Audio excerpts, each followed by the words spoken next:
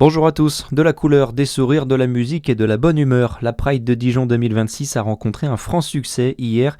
Plus de 2500 participants selon les organisateurs, 1500 selon les forces de l'ordre. Il n'y a eu aucun incident. La marche des fiertés, on le rappelle, revendique les droits de la communauté LGBTQIA+. Ces dernières semaines, plusieurs agressions homophobes ont été recensées sur le territoire. 3 à Dijon au mois d'avril et une à Chalon-sur-Saône début juin.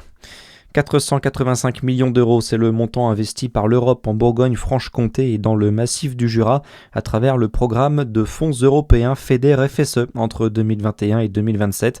Plus de la moitié de ces investissements concernaient les domaines de la recherche, de l'innovation, de l'énergie renouvelable et de l'efficacité énergétique des bâtiments.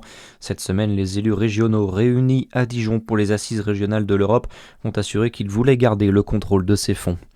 Près d'1 millier de personnes dans les rues de Besançon hier après-midi. Comme dans plusieurs autres villes en France, des associations appelaient à protester contre l'action de l'État à l'encontre des free parties, une action jugée trop répressive. Les forces de l'ordre ont comptabilisé 950 manifestants. Il n'y a eu aucun incident malgré certaines plaintes des commerçants concernant le volume de la musique.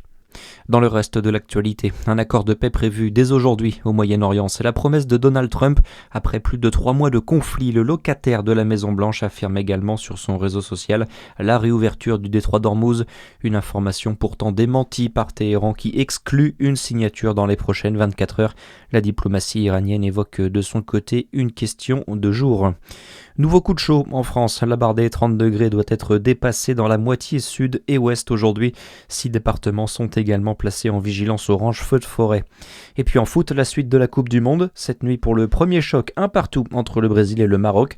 La Suisse a été accrochée par le Qatar hier soir 1-1 également. Et puis l'Australie affronte la Turquie en ce moment. Très bon début de journée à tous sur Fréquence Plus.